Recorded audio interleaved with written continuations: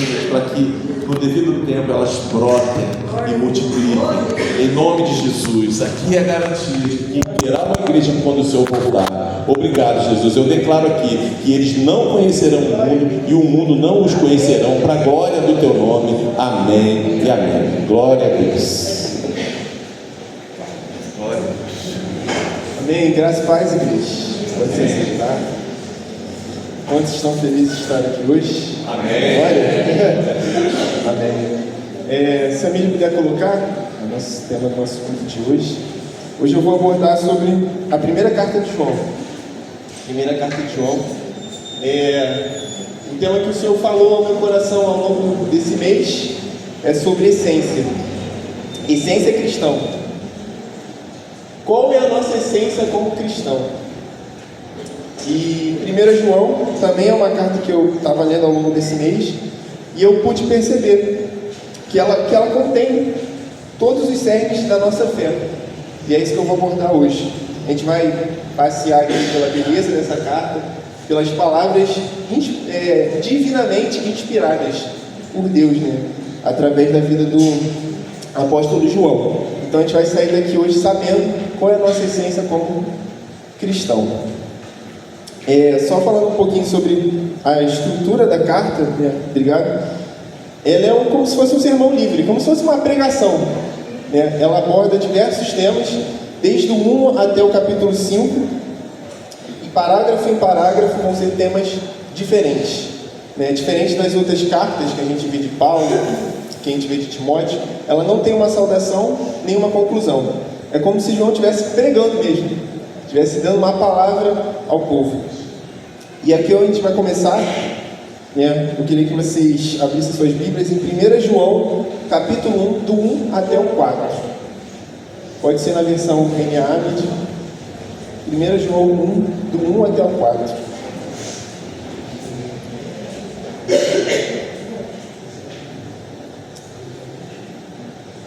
Amém, gente? Bom, vamos ler. O que era desde o princípio, o que ouvimos, o que vimos com os nossos próprios olhos, o que contemplamos e as nossas mãos apalparam, a respeito do verbo da vida.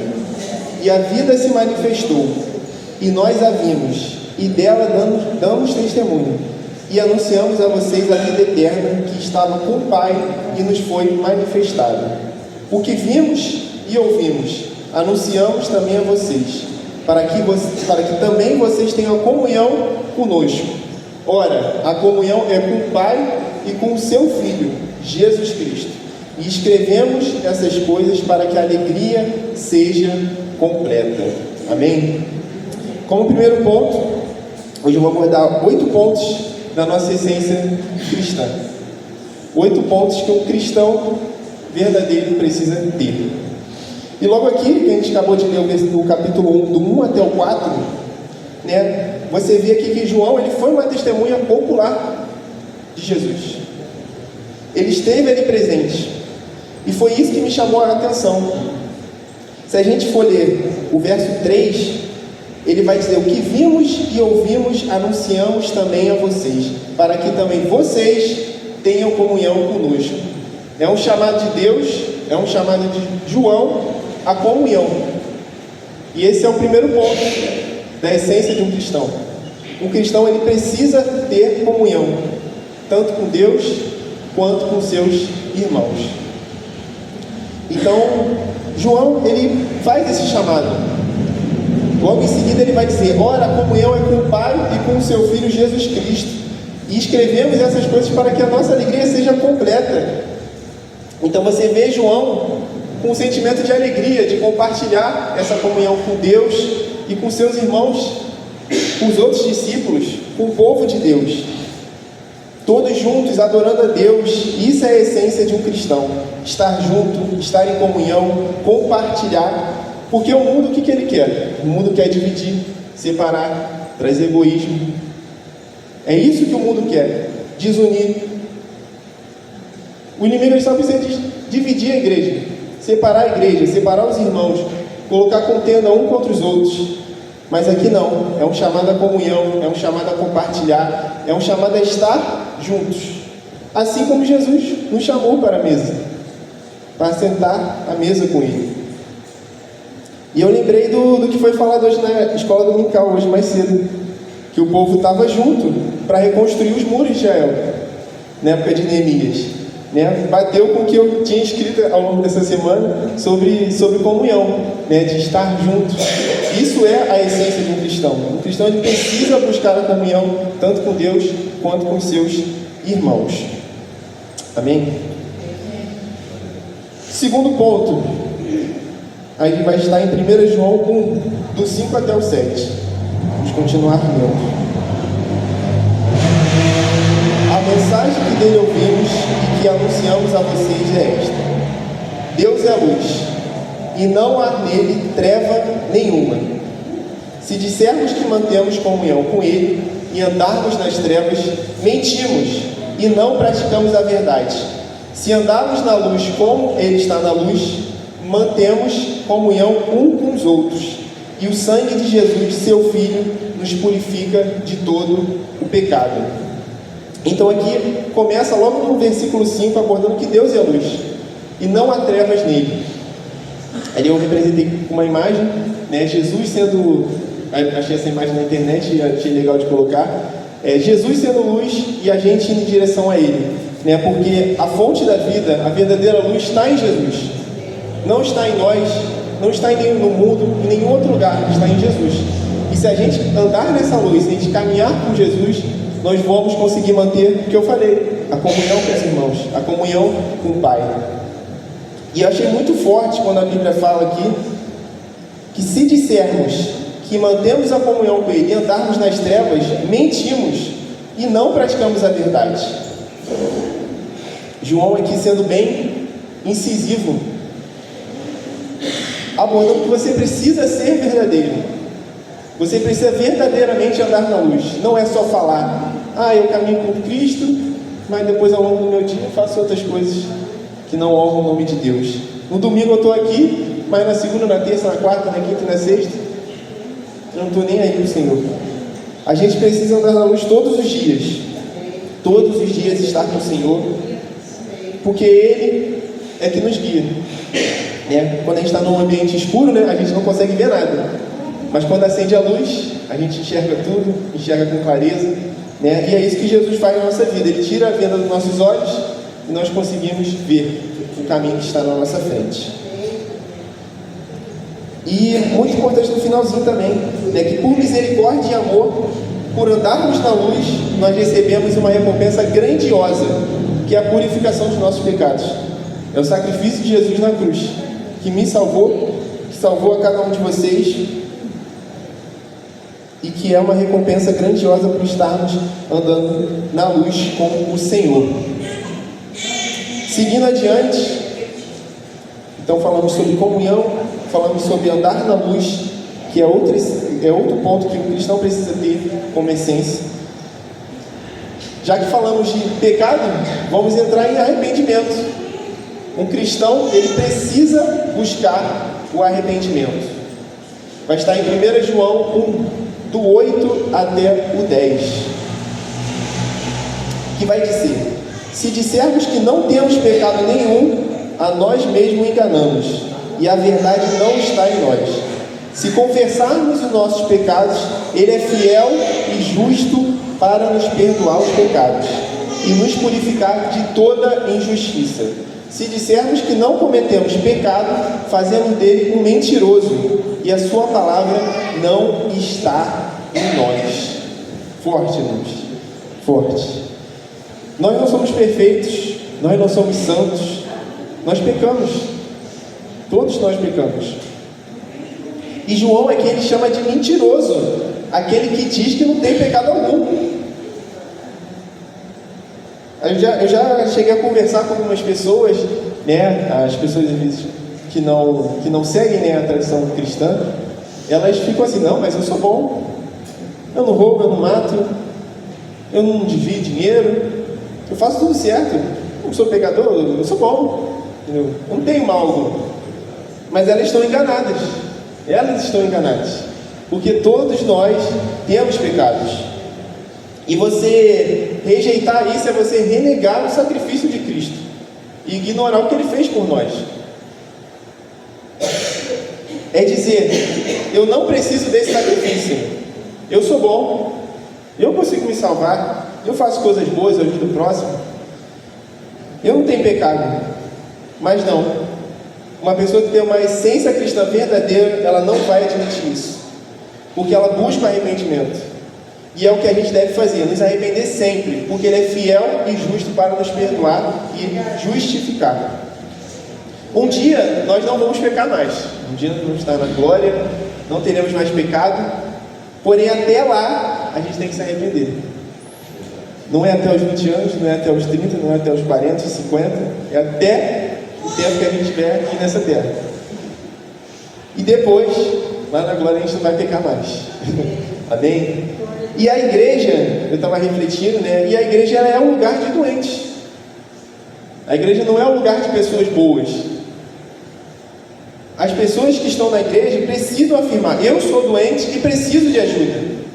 Eu cometo pecados e preciso de ajuda.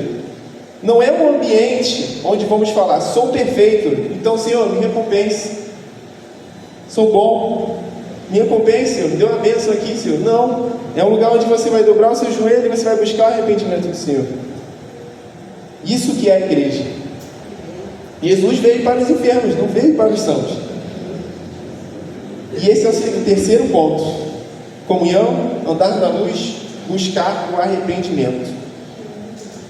Quarto ponto vai estar em 1 João 2, do 1 até o 11, que vai dizer: meus filhinhos, escrevo essas coisas para que vocês não pequem, mas se alguém pecar, temos advogado junto ao Pai, Jesus Cristo, o justo, e Ele é a propiciação pelos nossos pecados, e não somente pelos nossos próprios, mas também pelos do mundo inteiro. E nisto sabemos o que temos conhecido: se guardarmos os seus mandamentos. Aquele que diz: eu conheço, mas não guarda os seus mandamentos, esse é mentiroso, e a verdade não está nele. Mas quem guarda a sua palavra, nele verdadeiramente tem sido aperfeiçoado o amor de Deus. E nisto sabemos que estamos nele. Quem diz que permanece nele, esse deve andar assim como ele andou. Vou fazer uma pausa aqui para abordar justamente essa questão de Jesus ser o nosso advogado. Ele é o nosso mediador. Não só pelos nossos pecados, mas de todos. Jesus não morreu só para mim, só pelo pastor, pelo Carlinhos, pelo Luiz. Não, morreu por todo mundo. Tanto quem está aqui agora, quanto quem está lá fora. Nós aqui conseguimos alcançar essa verdade, já temos um entendimento. Mas quem está lá fora? Essa verdade ainda precisa ser. Essas pessoas ainda precisam conhecer essa verdade, porque Jesus também morreu por elas. Não foi por um seleto grupo, foi por todos, foi pelo mundo inteiro. E ele vai dizer: aquele que não guarda os seus mandamentos, esse é mentiroso, e a verdade não está nele. Então não tem como um verdadeiro cristão não guardar os mandamentos do Senhor.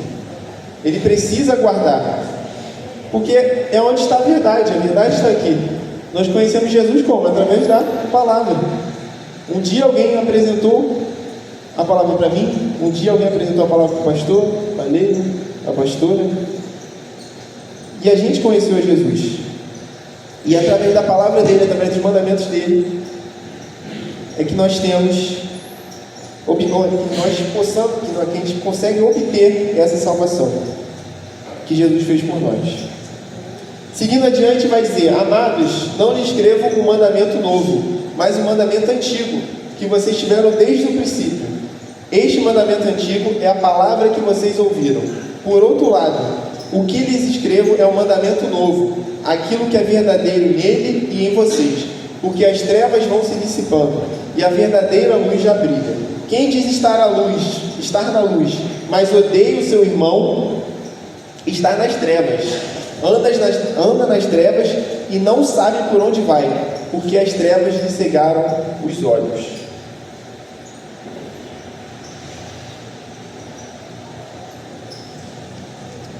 Muito forte aqui também,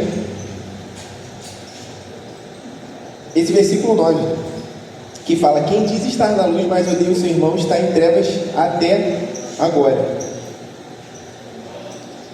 O verdadeiro cristão, ele deve viver no amor a Deus e no amor ao próximo. Isso faz parte da essência do verdadeiro cristão. E amar ao próximo, eu penso que é consequência de amar a Deus. Se você ama a Deus que você não vê, você não vê Deus e você ama Ele, como é que você não vai amar a pessoa que está ao seu lado, que você está vendo? Que você está vendo passando necessidade, que está vendo precisando de uma ajuda. Como que você não vai amar ao próximo, se você ama a Deus? E esse não é um mandamento novo, é um mandamento antigo, desde lá da criação. E um cristão, ele não pode odiar, ele tem que amar. Porque aquele que odeia é como um cego, não vê a beleza do amor de Jesus, que é ajudar, compartilhar, estar junto, se apoiar e exortar quando preciso, corrigir quando necessário. Porque isso também é amor. Se você está vendo uma pessoa que você ama e ela está indo pelo caminho errado, você vai alertar ela, se você verdadeiramente ama ela. E você não quer ver o mal dessa pessoa. E foi isso que Jesus fez. Ele esteve com os discípulos, curou enfermos, curou doentes, compartilhou, sentou-se à mesa, esteve junto, apoiou e exortou quando necessário. Quando os discípulos erraram, ele exortou. E é isso que nós devemos seguir, viver nesse amor a Deus e viver no amor ao próximo. Eu até já fiz aqui a dinâmica, né, de que aqui fala, né, não sabe para onde vai porque as trevas lhe cegaram os olhos. Se a gente não está andando na luz, a gente vai estar cego. A gente vai estar cego. A gente vai começar a odiar as pessoas, a gente vai começar a fazer briga, discórdia, porque a gente não está na luz, a gente não está no Espírito, a gente não está no Senhor. Então é muito importante a gente guardar os mandamentos do Senhor e viver no amor a Deus e no amor ao próximo. Seguindo adiante, em 1 João 2, de 15 até o 17. Outra essência que um verdadeiro cristão precisa ter. 15 vai dizer: não amem ao mundo, nem as coisas que há no mundo. Se alguém amar o mundo, o amor do Pai não está nele. Porque tudo o que há no mundo, os desejos da carne, os desejos dos olhos e a soberba da vida, não procede do Pai, mas procede do mundo.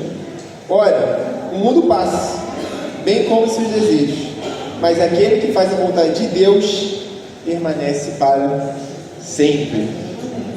E o caminho do cristão é como se fosse aquele ali: andar na luz ou andar nas trevas, ir na contramão do mundo ou ir na direção do mundo. Nós temos duas escolhas. É simples: ou é um caminho ou é o outro. Tem como a gente ir pela rua da esquerda ao mesmo tempo que a gente vai pela rua da direita? Ou a gente vai para a rua da esquerda ou a gente vai para a rua da direita. Tem uma rua no meio que a gente consegue ir. Ou a gente vira a direita ou a gente vira a esquerda, para quem anda de carro. Não tem como a gente virar um outro caminho. Então você tem que escolher: ou vou seguir o mundo ou vou seguir a Deus. O que eu falo lá para os jovens às vezes é: se o mundo está fazendo zig, a gente está fazendo zag. A gente está indo ao contrário. Se eles estão fazendo X, a gente está fazendo Y. A gente faz o contrário. O mundo, ele vai passar. Todos os desejos daqui vão passar. Mas a vontade de Deus, ela vai permanecer. E aquele que permanece na vontade dele, que aqui diz: aquele que faz a vontade de Deus permanece para sempre, obtém a vida eterna. E Deus, sendo eterno, ele nos convida para essa vida eterna. Só permanece quem escolhe estar com Deus. É claro que aqui a gente não é uma chamada de não vamos fazer nada do mundo, não vamos trabalhar, não vamos assistir um jogo, não vamos brincar, não vamos divertir, vamos só ficar aqui na igreja. Não é isso. Não é isso. É que aonde você estiver, você saiba discernir você saiba ver se aquilo que você está fazendo está te levando mais próximo do Senhor ou está te levando para a ruína. Não é o mero não fazer, é a gente discernir: será que faz sentido? Será que isso está me edificando? Será que isso está me fazendo bem? Isso está me levando mais perto do Senhor? Nós devemos desfrutar da vida, devemos nos alegrar, devemos estar com nossos irmãos, mas a partir do momento que a gente entra no caminho da luz, a gente vê a alegria de uma outra forma. Não é uma alegria mais passageira, igual do mundo, que acaba de um dia para o outro. É uma alegria perene, é uma alegria que continua e que vai permanecer aqui nessa terra e futuramente na glória. Até porque fala que a alegria do Senhor é a nossa força. Então nós devemos nos alegrar nele e não deixar que o mundo nos controle ou nos direcione. Tem uma frase interessante que eu vi, tem até aqui na Bíblia, né, nessa Bíblia aqui de estudo, né, que é de Agostinho, que foi um dos pais do cristianismo, né, geralmente ele está mais associado à Igreja Católica, mas ele foi um grande teólogo da história cristã, né? E ele diz, né, em um dos livros que diz: agarre-se em Cristo, pois ele se tornou temporal por você, para que você possa se tornar parte da eternidade. Jesus Cristo veio em forma de homem, se tornou temporal, para que eu e você pudéssemos ser eternos, pudéssemos conquistar a vida eterna. Quão forte foi esse sacrifício, quão forte foi isso que Cristo fez por nós. E uma coisa que a gente vai percebendo, né, ao longo que a gente vai falando aqui, é que o amor, a adoração e essa essência, ela se traduz em atos comportamentais e práticos. Não é só um sentimento e não é só uma emoção. É uma carta, a carta de João, ela convida você a refletir, a você fazer um autodiagnóstico de você. Porque o amar ao próximo não é da boca para fora. Guardar os mandamentos do Senhor não é da boca para fora. Você ir na contramão do mundo não é da boca para fora. Se traduz na prática. Não é só sentir, é fazer, é agir. Seguindo adiante, em 1 João 3, do 7 até o 10. Vamos ter o 7º ponto. Então vimos até agora comunhão, andar na luz, arrependimento, não andar ao mundo, guardar sua palavra, viver no amor de Deus. E agora, que é o grande chamado do Senhor, que é o que o Senhor nos chamou a cada um de nós, a se tornar filho de Deus. Vamos ler aqui João 3, do 7 até o 10, que vai dizer: filhinhos, não se deixe enganar por ninguém. Aquele que pratica a justiça é justo, assim como ele é justo. Aquele que pratica o pecado procede do diabo, porque o diabo vive pecando desde o princípio. Para isso se manifestou o Filho de Deus, para destruir as obras do diabo. Todo aquele que é nascido de Deus não vive na prática do pecado, porque nele permanece a semente divina. Esse não pode viver pecando, porque é nascido de Deus. Nisto são manifestos os filhos de Deus e os filhos do diabo. Todo aquele que não pratica a justiça de Deus não procede de Deus. E o mesmo vale para aquele que não ama o seu irmão.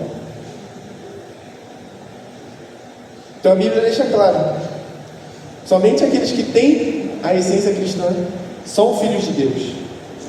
Mas o convite de Deus é para todos, não tá? Foi como eu disse, o sacrifício de Cristo foi para todos. E Deus chama todos a se tornarem filhos. Nós precisamos querer. Nós precisamos abrir o nosso coração para que Deus possa trabalhar, para que a gente possa se tornar filho, assim como eu coloquei ali na mão. Deus e a gente representado como a criança. Nós somos filhos de Deus.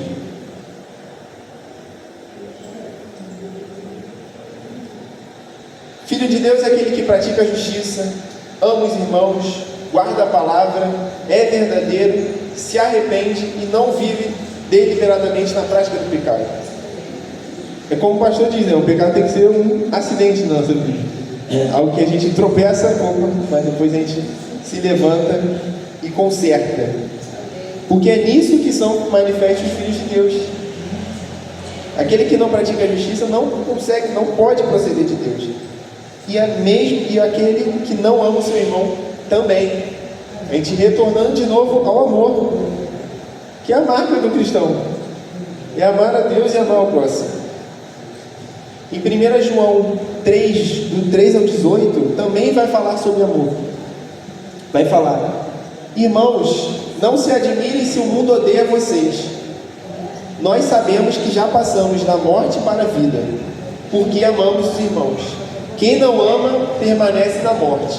Todo aquele que odeia o seu irmão é assassino. E vocês sabem que todo assassino não tem vida eterna permanente em si. Nisso conhecemos o amor, que Cristo deu a sua vida por nós. Portanto, nós devemos dar a vida pelos irmãos. Ora, se alguém possui recursos desse mundo e vê o seu irmão passar necessidade, mas fecha o coração para essa pessoa, como pode permanecer nele o amor de Deus? Filhos, não amemos de palavra, nem da boca para fora, mas de fato e de verdade. Essa parte aqui é o mais forte. Todo aquele que odeia o seu irmão é assassino. Só de você já pensar no seu coração, você já desejar, você já está pecando. E aqui João reforçando a ênfase do amor. Como é que a gente pode ver o irmão passar necessidade, ver o irmão passar ajuda e a gente não ir lá e ajudar? A gente não ir lá, levar uma palavra, levar algo prático, levar uma ajuda.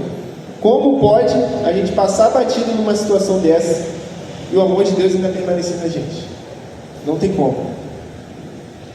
Não tem como. Eu amo o meu próximo por quê? Porque ele me amou primeiro. Ele me amou primeiro. Então, se Deus amou a gente, cheio de erro, cheio de pecado, como que a gente não vai amar o irmão que está ao nosso lado? Que também vai errar, que também vai pecar. Deus olha todo dia pra gente assim, a gente errando, falar: não, meu filho está errando ali, mas eu amo ele. Ele vai lá se arrepender depois, pede desculpa, eu amo ele. E a gente tem que ser assim com nossos irmãos também. Eles vão errar. Ninguém aqui é perfeito, já disse, ninguém aqui é santo. Mas esse amor, essa ajuda, é a verdadeira expressão de uma essência cristã. É o amor. 1 João 4, do 19 ao 21, vou ler só o 19 ao 21, que vai dizer isso que eu disse. Nós amamos porque Ele nos amou primeiro. Se alguém disser: amo a Deus, mas odiar o seu irmão, isso é mentiroso. Pois quem não ama o seu irmão, a quem vê, não pode amar a Deus que não vê, a quem não vê. E o mandamento que dele temos é este: quem ama a Deus, que ame também o seu irmão. Então não é uma sugestão. Deus não está dando uma sugestão. Deus está dando uma ordem. Se você me ama, você tem que amar o seu irmão. E aqui reforçando novamente, aqueles que falam: eu amo a Deus, eu sigo a palavra dele, mas faz totalmente o contrário, não ama o seu irmão, a Bíblia chama ele de mentiroso. De mentiroso. É isso que a Bíblia chama. Porque fala uma coisa e pratica outra.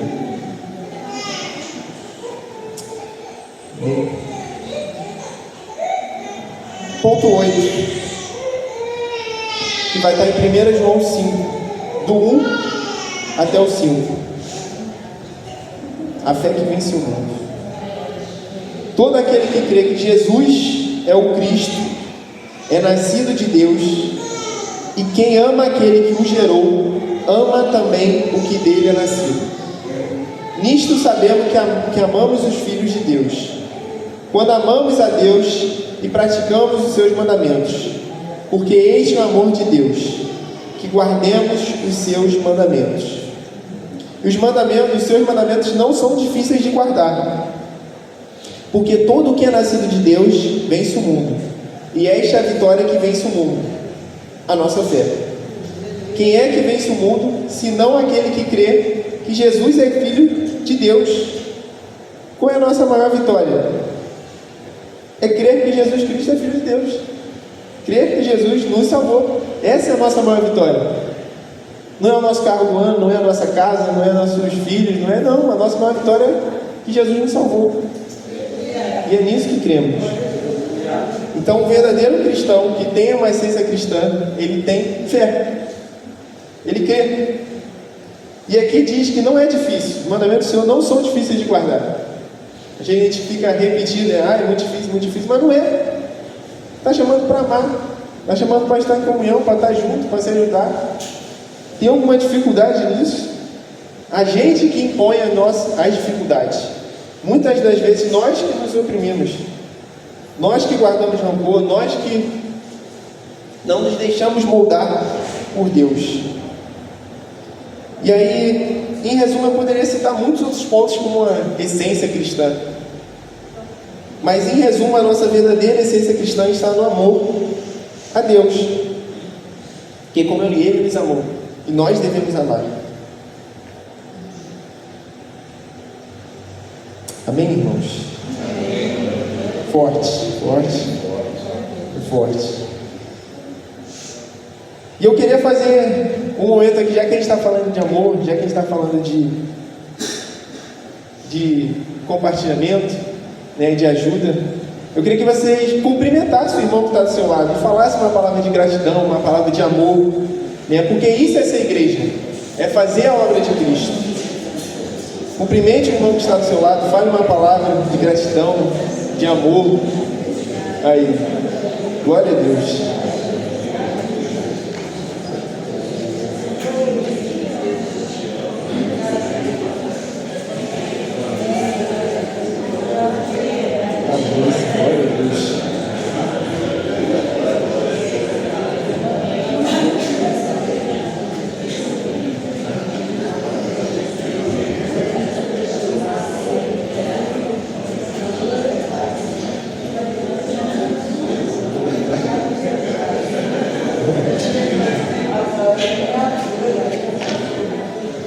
Glória a Deus.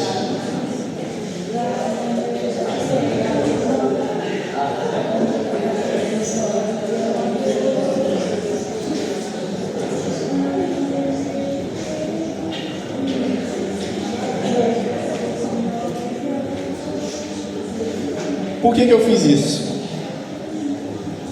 Porque um dia nós vamos estar no céu. Nós vamos estar convivendo com todo mundo junto aqui. Um vai ter que apertar a mão do outro, um vai ter que abraçar o outro, um vai ter que comer junto com o outro. Não sei se a gente vai comer no céu. Não sei se vai ter um bolo, um escondidinho, um cachorro quente, não sei. Mas a gente vai estar junto lá compartilhando, né, dessa glória junto com o Senhor, adorando o nome dele, né? E se a gente não faz aqui, como é que a gente quer ir para lá? Se a gente não está aguentando o nosso irmão aqui, como é que você quer ir para o céu? Como é que você tem que começar a praticar aqui? É aqui que você começa a praticar, mas depois lá você fazer para sempre. E começa aqui na igreja, começa na nossa casa, começa nos nossos meios, no nosso trabalho, na nossa faculdade, na universidade, na escola, e se estende para fora, as pessoas que estão aí fora. Então, para a gente fechar, né, a nossa conclusão, né, que a nossa essência, a gente tem que sair daqui hoje sabendo que a nossa essência é estar em comunhão, é caminhar na luz, buscar arrependimento, guardar os mandamentos do Senhor, viver nesse amor a Deus e aos irmãos, rejeitar o mundo, exercer o nosso papel como filhos de Deus e cultivar a nossa fé. Isso que é a essência de um cristão. É difícil? Pergunta de vocês. É difícil? Aqui fala que os mandamentos não são difíceis de guardar. Então anotem, lembrem-se. Ó, cuidado quando for dizer que é difícil de guardar, hein? Então, irmãos, eu espero que essa palavra tenha tocado no coração de vocês. Eu espero que tenha falado com vocês hoje. É uma palavra básica. É algo do cerne da nossa fé, só que muita gente se esquece. A gente se esquece desses princípios de comunhão, de andar na luz, de se arrepender, de guardar os mandamentos do Senhor. A gente vive tão no automático, né, nas nossas vidas, que a gente passa por ali, passa por lá, não fala um bom dia, não abraça alguém, não beija ninguém, e acaba, não fala uma palavra de eu te amo, de que gosta da pessoa, de gratidão, e a gente aproveitar o tempo que temos aqui juntos. Amém, irmãos? Então, queria encerrar fazendo uma oração. Se vocês pudessem se colocar de pé, fechar os seus olhos. Vou estar orando aqui, mas vocês também podem estar orando. Pensem sobre esses pontos que nós falamos: comunhão, luz, arrependimento, guardar os mandamentos. Veja onde vocês estão errando, aonde estão tropeçando, o que vocês podem melhorar. Falem com Deus nesse momento. Amém? Senhor Deus, graças te damos, Senhor, por estarmos aqui, Senhor. Muito obrigado, Senhor, por essa palavra, Senhor. Muito obrigado pelo aquilo que o Senhor tem feito aqui nessa igreja, Senhor. Senhor, que possamos sair daqui hoje sabendo, Senhor, como é ter uma essência verdadeira, Senhor. E que possamos praticar isso no nosso dia a dia, Senhor. Senhor, que possamos praticar a comunhão, o amor ao próximo, que sejamos apaixonados em guardar a Tua palavra, em cumprir os Teus mandamentos, Senhor, em fazer a Tua vontade, Senhor. Que possamos instruir as pessoas ao nosso redor a andar na luz, a viver também nesse amor. Tira, Senhor, todo olhar de briga, tira toda contenda, Senhor. Tira tudo aquilo que está em nosso coração que não provém de Ti, Senhor. Todo ódio, todo rancor, todas as brigas, fofocas, Senhor. O desânimo, Senhor. O descaso, o desprezo. Tira isso do nosso coração. Que possamos sair daqui desta noite, Senhor, renovados, Senhor, por tudo aquilo que o Senhor nos disse, Senhor. Obrigado, Senhor, pela palavra. Obrigado pela essa carta, Senhor, que foi escrita há tanto tempo, mas que hoje estamos lendo aqui, Senhor, e que estamos rememorando, Senhor, todos esses pontos que os cristãos faziam lá antes e que possamos continuar fazendo hoje e para sempre, porque isso aqui é uma prévia do que vamos viver lá em cima, do que vamos viver na Tua glória. Que possamos crer em Ti todos os dias e todos os dias confirmar que o Senhor é o nosso Salvador e que o Senhor nos salvou da destruição, o Senhor nos salvou das trevas, e que possamos escolher sempre o caminho da luz e não o caminho das trevas. É isso que eu te peço nesse momento, Senhor. Estamos arrependidos também, Senhor, por tudo aquilo que fizemos de errado, Senhor. Tudo aquilo que não provém de Ti, que a gente fez, que a gente cometeu, Senhor. Te pedimos perdão, Senhor, também. Perdão por cada desejo do nosso coração, por cada vez que nós fizemos o que a gente queria e não o que o Senhor quis. Perdão, Senhor. É isso que eu te peço nesse momento e te agradeço. Em nome do Teu Filho amado Jesus, agradeço a oportunidade e glória a Deus para sempre. Amém.